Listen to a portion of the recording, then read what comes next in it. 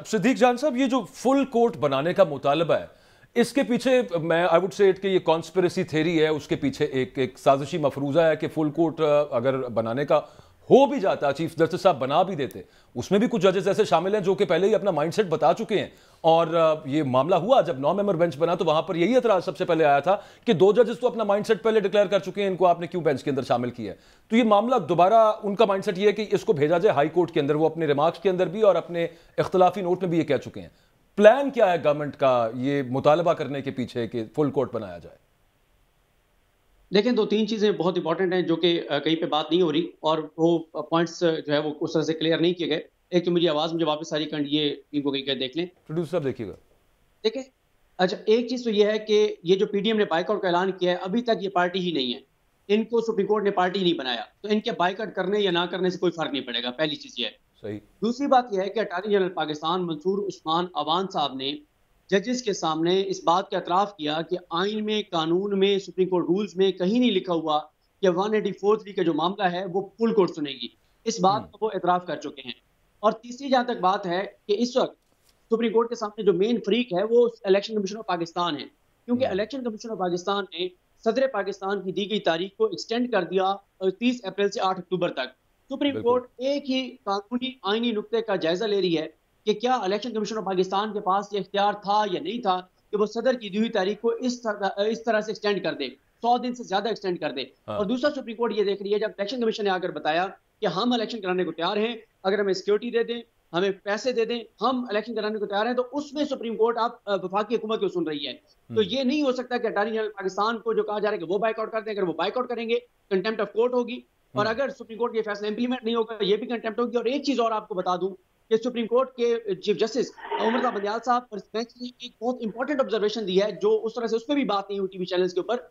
उन्होंने कहा कि जिस तरह से हमने कासिम सूरी के केस में हाँ। ईच एंड एवरीथिंग लिख दी ऑर्डर में, कब हाँ। इजलास बुलाया जाएगा, क्या होगा, फिर क्या होगा, फिर क्या होगा, फिर नए कायदे ईवान का इंतखाब होगा, ये सब उन्होंने कहा इस फैसले में भी हम सब चीजें लिखने जा रहे हैं। और दूसरा, सही। उन्होंने कहा कि हम कोड ऑफ कंडक्ट बनाएंगे इलेक्शन तक का, हम यकीन दहानियां लेंगे पॉलिटिकल पार्टी से, और जो उस कोड ऑफ कंडक्ट को वायलेट करेगा और जो उन यकीन दहानियों को जो है वो वायलेट करेगा, उसके लिए फिर हम एक्शन लेंगे और कानून अपना रास्ता जो है वो खुद बनाएगा। ठीक। अच्छा ताहिर मलिक साहब, एक एक कहानी ये भी चल रही है कि वो कंटेम्प्ट लगवाने तक को भी तैयार हैं बहुत सारे फरीक हैं। देखिए, मसला तो हमारी जो मैं समझता हूँ इस वक्त सिचुएशन डेफिनेट जायज साहब से भी मैं एक दो सवाल पूछना चाह रहा हूँ। अगर असल सवाल ये कि मसला है सियासी, सियासी मसला ये है कि एक पार्टी को अपनी फतह नज़र आ रही है और वो कानूनी तौर पे समझते हैं कि जायज़ है 90 दिन में इलेक्शन हो। हुकूमत ने बिल्कुल एक क्लियर कट एक स्टैंड ले लिया कि ये इलेक्शन किसी सूरत में नहीं। आज भी आपके जो वज़ीर आज़म साहब ने फरमाया कि हम इलेक्शन नहीं करा सकते। तो मैं समझता हूँ कि बदकिस्मती ये कि हम थ्रू आउट 70-75 साल से हम जो अपने सियासी लड़ाई है ना, मैं अदालतों को इन्वॉल्व नहीं कर रहा। मैं कह रहा हूँ हमारे पॉलिटिशियन अदालतों में जा रहे हैं और दिन ब दिन हमारा मसला ख़राब हो रहा है। 2016 में आपने देखे नवाज शरीफ को वहाँ से नाअहल हुआ। नवाज शरीफ आज भी आपकी सियासत का हिस्सा बना हुआ है। जुल्फ़िकार अली भुट्टो को 79 में फांसी दी अदालत ने, वो आज भी मैटर कर रहा है। मैं कहना ये चाह रहा हूँ कि मुझे इससे कोई खैर नज़र नहीं आ रही। फैसला जो भी होगा वो आइन और कानून के मुताबिक होगा। मगर मैं पाकिस्तान में तसादम देख रहा हूँ, मैं सियासी तकसीम देख रहा हूँ। एक पार्टी कह रही है कि हम सड़कों पे आ रहे हैं, एक कह रहे हैं हम फैसले नहीं मानेंगे। तो इसका मतलब है कि आप डार्क एज में सड़कों में तब आ रहे हैं अगर आइन पर अमल ना हुआ। मैं तो वही गुजारिश कर रहा हूँ कि हम सिविलाइजेशन से बाहर निकल चुके हैं। जब आप कहते हैं कि हम अदालत को नहीं मानेंगे या हम आइन के मुताबिक पाकिस्तान को नहीं चलाएंगे, तो इसका मतलब है कि आप एक दुनिया से हट के चल रहे हैं। ये क्वेश्चन है सबसे बड़ा। और मैं जज साहब से एक सवाल करना चाह रहा हूँ। जज साहब, ये जो इलेक्शन कमीशन के बारे में हमें थोड़ी सी क्लैरिटी चाहिए कि वो कहते हैं कि वो एक आइनी इदारा है। अगर वो आके सुप्रीम कोर्ट को कह दें, हमारे इलेक्शन कमीशन के जो चीफ है, कि जी मैं इलेक्शन नहीं करा सकता, ठीक है मेरे पास पैसे भी हैं, मेरी मर्दमशुमारी की मजबूरी है वगैरह वगैरह, तो क्या सुप्रीम कोर्ट उनको भी ऑर्डर दे सकती है? ज़रा थोड़ी सी रहनुमाई कीजिएगा। देखिए, इलेक्शन कराना जिम्मेदारी है इलेक्शन कमिश्नर की, इलेक्शन कमीशन की। इससे फेडरल गवर्नमेंट से कोई ताल्लुक नहीं है।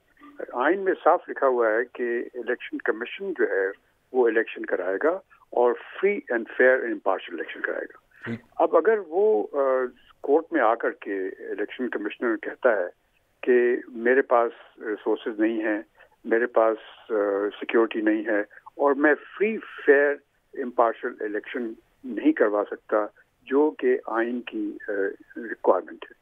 अगर चीफ इलेक्शन कमिश्नर ये स्टेटमेंट कोर्ट के सामने दे देता है, तो फिर कोर्ट को देखना पड़ेगा कि वो उसको क्या कहे। अगर वो कोर्ट कहती है कि नहीं आप कराएं इलेक्शन, क्योंकि 90 दिन में आपने कराना है, तो वो चीफ इलेक्शन कमिश्नर कहेगा कि ठीक है, कह सकता है कि ठीक है, आप कहते हैं हम करा देते हैं क्योंकि आपका ऑर्डर होगा, लेकिन मैं गारंटी नहीं देता कि ये free fair election, impartial election होगा। फिर क्या होगा? इलेक्शंस पे तो शायद उस्मानी साहब हमेशा से लगते रहे हैं, मतलब वो तनाज़ात का शिकार होता रहा, लेकिन यहाँ पर तो वो पैसों और सिक्योरिटी को सबसे बड़ा मसला कह रहे हैं। ये फ्री एंड फेयर के जुमरे में आता है। अगर वो कहते हैं कि जी नई सिक्योरिटी हमारे पास है, हम नहीं करा सकते, क्योंकि आपको मालूम है हमारे यहाँ इलेक्शन तो कोई सिविलाइज तरीके से तो होते नहीं है। हमारे इलेक्शन जब होते हैं तो लड़ाई झगड़े होते हैं, कत्लो गारत भी होता है, और क्या क्या चीजें होती हैं, और सिक्योरिटी इश्यूज होते हैं। तो उस हमारे जो सिस्टम है वो दूसरा है, और यहाँ पे इन चीजों की बहुत जरूरत है। और हमेशा आप देखते हैं कि फौज को बुलाया जाता है, फौज की जिम्मेदारी में इलेक्शन कराए जाते हैं। एक ही इलेक्शन हमारी तारीख में सही हुआ था, वो 69 का इलेक्शन, वो फौज ने कराया था। उसके बाद तो या उससे पहले कोई इलेक्शन सही नहीं हुआ था। तो अगर सिक्योरिटी नहीं होगी और चीफ इलेक्शन कमिश्नर कहेगा जी मेरी जिम्मेदारी नहीं है, मैं तो इलेक्शन करा दूंगा जैसा आप कहते हैं, तो फिर क्या होगा? फिर सुप्रीम कोर्ट जिम्मेदारी लेगी कि इलेक्शन अनफेयर हुए। मतलब ये है कि फिर इस तरह तो वो कहते रहे और फिर पाकिस्तान में कभी इलेक्शन ही ना हो, ये तो फिर आगे वहां पे मामला चला जाएगा। यही बात है ना। तो ये सिचुएशन ये है कि सुप्रीम कोर्ट को इस चीज को समझना चाहिए, क्योंकि सुप्रीम कोर्ट को सिर्फ आइन या कानून के तहत फैसला नहीं, बल्कि उनको खास तौर से इन चीजों में, जिस तरह के इलेक्शन का मामला है, जो कि आइन की सिर्फ आइनी चीज नहीं है बल्कि उसमें ह्यूमन एलिमेंट्स भी इन्वॉल्व हैं, उसमें सुप्रीम कोर्ट को इन चीजों जाहिर है, बिल्कुल दुरुस्त कह रहे हैं आप, लेकिन वो हमेशा होते हैं, हर मुल्क में होते हैं, हर दौर में रहे हैं ना जज साहब वो सब मामला। सिद्दीक, एक खबर ये भी सुन रहे हैं हम कि सेक्रेटरी दिफा को बुलाएं या सेक्रेटरी खजाना को बुलाएं, और जो अभी आप बात बता रहे थे कि बड़ा डिटेल्ड में डिलीनिएटेड करके वो आएगा, इसका जब जो भी फैसला होगा, सब मामला होगा, तो वजीर आजम को भी बुलाया जा सकता है, क्योंकि इंतजामी तौर पर हेड वो है, चीफ एग्जीक्यूटिव वो है। ये पॉसिबिलिटी भी है सिद्दीक? बिल्कुल ये है। मैं 3 पॉइंट क्लियर कर दूं। देखें, होता यह है कि जब कोर्ट प्रोसीडिंग होती है ना, तो उसमें से हम बहुत कम चीजें रिपोर्ट कर पाते हैं। अब देखें 6 घंटे की समाअत है तो हम चंद एक चीजें रिपोर्ट कर पाते हैं, लेकिन जब कोई सवाल उठता है तो हम उसमें बता सकते हैं। जैसे अभी एक सवाल मलिक साहब ने बड़ा जबरदस्त किया, इस पे सुप्रीम कोर्ट में बात हो चुकी है। जस्टिस मुनीब अख्तर साहब ने कहा कि अगर चीफ इलेक्शन कमिश्नर और इलेक्शन कमीशन हमारे सामने आकर ये कहते कि हमें सब कुछ मिल भी जाए तो इस वक्त हम इलेक्शन नहीं करा सकते, फिर पोजीशन कुछ और होती, जो सवाल मलिक साहब का था। फिर पोजीशन कुछ और होती कि इलेक्शन कमीशन कहता कि सब कुछ है हमारे पास, हुकूमत हमें सपोर्ट कर रही है, सब कुछ दे रही है, एग्जीक्यूटिव हमें सपोर्ट कर रही है, लेकिन फिर भी हम नहीं करा सकते क्योंकि ये चीजें ऐसी हैं। ये केस नहीं है, और कैटेगोरिकल स्टेटमेंट रिकॉर्ड की है सुप्रीम कोर्ट ने इलेक्शन कमीशन के वकील साहब की कि हम मुकम्मल तौर पर तैयार हैं इलेक्शन कराने के लिए, हमें सिर्फ 2 चीजों की हमारे पास कमी है, एक सिक्योरिटी की, एक 20 अरब की। तो इसलिए ये वो पोजीशन नहीं है जो मलिक साहब ने सवाल किया, एक चीज। दूसरा जो है, दूसरा मामला यह है कि कल आपने देखा कि शहबाज शरीफ साहब ने बयान नहीं दिया, पीडीएम के बिहाफ पे मौलाना फजल रहमान साहब ने बयान दिया है, क्योंकि जाहिर है हुकूमत ये नहीं कह सकती कि हम ये बात जो है वो नहीं मानेंगे, हम सुप्रीम कोर्ट के फैसले को नहीं मानेंगे।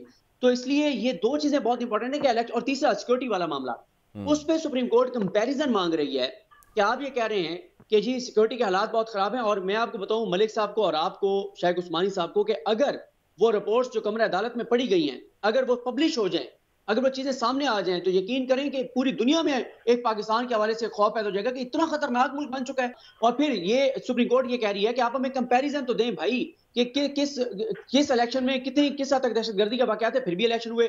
और फिर सुप्रीम कोर्ट ने एक और अहम बात की कि जब बेनजीर भुट्टो की शहादत हुई तो इलेक्शन कमीशन के जो सिंध के दफातर थे वो जला दिए गए और रिकॉर्ड तक चल गया।